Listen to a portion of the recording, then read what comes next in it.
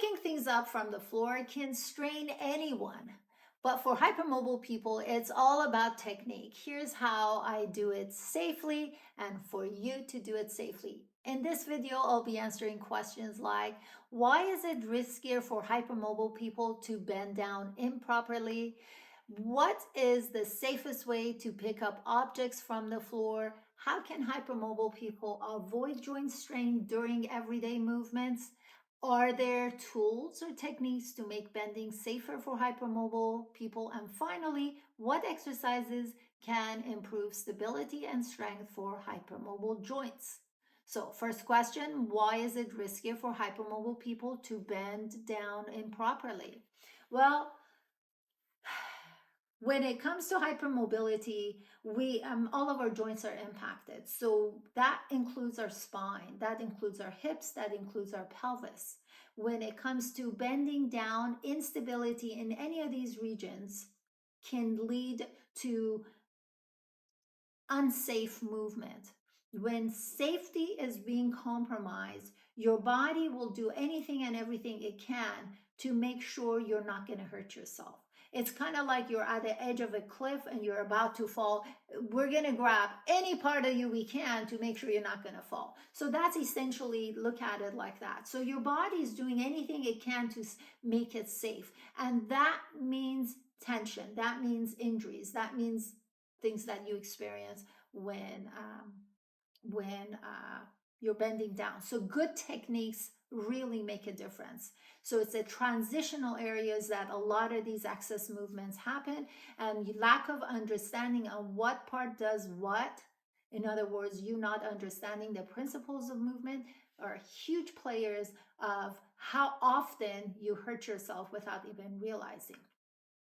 What's the safest way to pick up objects from the floor? Well, the safest way to pick up objects is to stabilize, to hinge forward instead of just doing whatever you can to get yourself up. To hinge forward in movement, I'm going to step away from the camera right there. To hinge forward, you want to breathe biologically, which we've done. I'll make sure we put it at the end of this video. And you want to be able to keep everything in your trunk as one unit, and you hinge forward and you bend down, grab, and go back up. So it's hinging forward, bending the knees down, not reaching, but reaching without your shoulder blades lifting. This is not because you're hypermobile, but that's the proper technique to get up and grab things. So as a hypermobile individual, your transitional areas are easier to go unstable. That is a fact. That's why biological breathing is so important, to keep those a little bit more together. Next question is, how can hypermobile people avoid joint strain during everyday movements? Well, you want to be, like I said before, breathing biologically is so important because it connects the dots. You want to be practicing connecting to the body with mindfulness practices. Using supportive braces and taping are important. Investing in learning how to group engage your muscles are huge players. That means you've lived your life just moving. Now you need to be mindful. Mindfulness does not mean that you move slower. Mindfulness does not mean that you just don't do the activity. That just means you invest in understanding the things your body, biomechanically speaking, like, and you provide that. You understand what your defaults are, and you understand what to replace them with.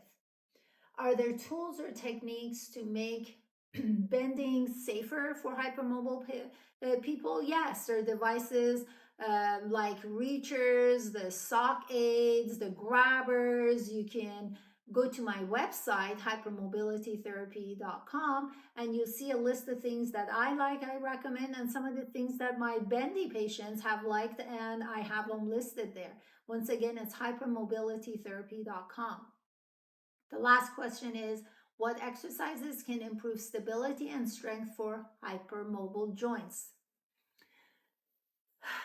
The exercises that make sense. hypermobile or not, are exercises that involve our whole body, exercises that we did automatically without knowing what the heck we were doing. We were all infants, we all became running toddlers without any bands, gyms, weights, any coaching, no guidance whatsoever. That's because we're hardwired to do them that way. So why are we looking for isolated exercise? We're looking for strengthening exercises, but do we have the mechanics down? How is it that that baby that could not even hold the neck up ends up being able to hold the neck up after 3 months, after 2 months? It is not because they lived on the planet for 2 months or 3 months. It's because they went through the same movements that practiced activation of those muscles without compromising the mechanics. When it comes to dynamic neuromuscular stabilization, which are exercises I do not only with my hypermobile patients, but with anyone with chronic condition and movement issues, we are duplicating those mechanics, those patterns, those progression of movements, and we don't need to reinvent the wheels. The whole world of people walking is a great example of how that methodology has materialized. I hope this made sense. This was value to you, that it made you realize that there is a solution, and your investment in understanding how to be is the key. So please make sure you like and comment. Make sure you share this with other people. And until next time, take care.